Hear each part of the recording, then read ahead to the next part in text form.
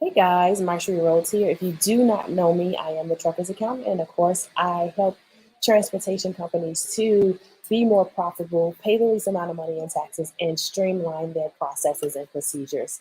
In a nutshell, I help you to understand your money, making your money make sense so you can make better financial decisions. So today, I want to talk to you about why you are, how to stop and what you need to do to implement uh, to stop working those 14 to 16-hour days. Before I get started, let me know where you are checking in from. You guys know that I check in from Atlanta, or also known as the suburb in Douglasville. Let me know in the chat box where you're checking in from. If you know of anyone who can benefit from this information, go ahead and share this out with them. While you're checking in, also start thinking about some questions that you may have. I'm going to have some time at the end of this where I want to answer a couple of questions from you guys. All right, so let me see. No one's checking in. I see you on here. Check in, check in. Okay, I see Alabama. Okay, so we are talking about how you guys need to stop stop working 14 to 16-hour days. And typically, what I see with clients who are, if you're working those 14 to 16-hour days, it's going to be because you might not have hit the $1 million mark. Clients who have hit the $1 million mark, they typically have figured it out. They're not working the 14 to 16-hour days. They just may not be as profitable as they would like to be, or their systems are not as efficient as they would like them to be. So thank you for joining us. I'm going to give you guys the 3D's that you need to stop working those 14 to 16-hour days. If you're above the $1 million mark, I'm giving you the 3D's that you need to make sure your processes are more streamlined so that you don't have to be in the business or your business is running more efficiently. So the first D that I'm going to let you guys know that you need to have is document. Making sure you're documenting everything. It can't just be in your head. It can't just be in your head that you're going to do all of these things, and then what happens when you are no longer there? Someone can't read your mind. So you're going to make sure that you're documenting, getting everything out of your head, the whole process, whatever the process is. And don't get overwhelmed with this process. This process is simply as I get up, I do this, then I do this, then I do this, then I do this. If it's 5 steps, if it's 10 steps, you just put the process down on a sheet of paper out your brain, and then that way you can then give that to someone to then put them in charge. And that's the second D, which is delegate. And making sure you're delegating it. One, you got to delegate it. But two, you also want to delegate it to someone that is a good fit for it. So I have some of my companies I work with, they're like, oh yeah, I have my such and such doing that. But such and such isn't necessarily efficient at doing that task. So then it's kind of like you're working backwards. So make sure that the person you're delegating it to is equipped to handle what's going on. For instance, if you're going to delegate to your driver to do your P&L or your balance sheet, doesn't that seem a little off? And vice versa. You can't delegate. You can delegate to me to analyze. You can delegate to me to read the numbers to see what it is. You cannot delegate me to go pick up a load and make sure that I'm going to fuel up and get to somewhere on time. Hell no, don't delegate to me because I'm not the person to delegate it to. So make sure you're delegating it to the right person who is equipped to do what that job or that task is. The next one is demonstrate. So once that person has, you've written it down, you've given it to them, they should have to demonstrate that they are competent in knowing what's going on. So you can't give it to them, you can't write it down, give it to them, and walk away. You're going to have to see them delegate this thing. So maybe you set a time frame that, okay, for the next 2 weeks, I'm going to monitor you very closely to make sure that you're getting it done the way that it should get done. And then you can give them an evaluation and step away. Here is where I see that you guys are having the issue or the problem is when you when they demonstrate what's going on, you're not giving them enough time to demonstrate it, and you're getting frustrated because you're like, okay, why haven't you done this?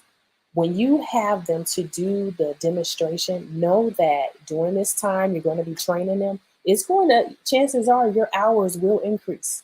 Your hours will increase. I remember thinking, one of my clients, uh, I was talking to him and he said, okay, my trade, I'm going to be working more than the hours that I'm working. And it's like, okay, that's fine. But just know that you will step back in that hours, then you won't have to worry about it from that point forward. So make sure that in order for you to not work the 14 to 16-hour days, not working the 14 to 16-hour days, then puts you in the point to the point where you can work on your business and not in your business. I had a client, we brought them aboard and they were doing all of the things. They were doing all of the things working in their business. And because they were doing all of the things working in their business, they could not look up to see what was working or happening on their business. How do you project, or how do you take your business to the next level? How do you elevate your business if you're so busy working on the little things?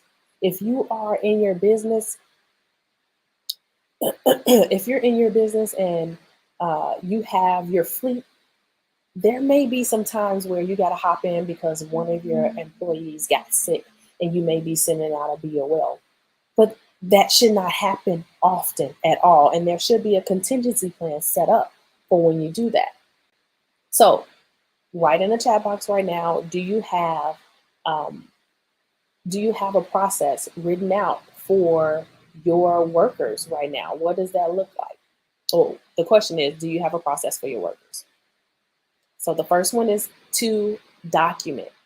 You documenting what the process is from beginning to end. It could be 20 steps, it could be 10 steps, it could be 5 steps. You don't have to make it complicated. It is just you do this, then you do this, then you do this. For instance, I get on live. Before I get on live, I make sure I have my topic together, I have my points together, I click live, I make sure that my hair is together. Those are my steps. I do this step every single time. So what is the step? What are the steps that you're doing every single time, and making sure you document it? And I actually document what's going on. Then delegating, giving it to the right person that fits that particular job. Do not give it to the wrong person. You can't tell Susie, who is good at numbers, to go and drive a truck. So don't think that Susie's going to drive a truck well, or you want I have one. You want your assistant, say you have an assistant, and you want your assistant to go get your business. You want them to build the business, but your assistant doesn't like to be on the phone and do sales. That's not the person for that. So make sure you delegate in the right person to the right cause. Then you're going to have them to demonstrate what's going on and to prove that they are able to, in fact, do the job that was assigned to them. Okay. The Turtle Island game. I don't. Are you waving your hand or saying hey? Say hey. Okay. So hey, how are you? Yeah. So that's pretty much it. Knowing the 3Ds that you need to delegate. I'm going to go ahead and hop off.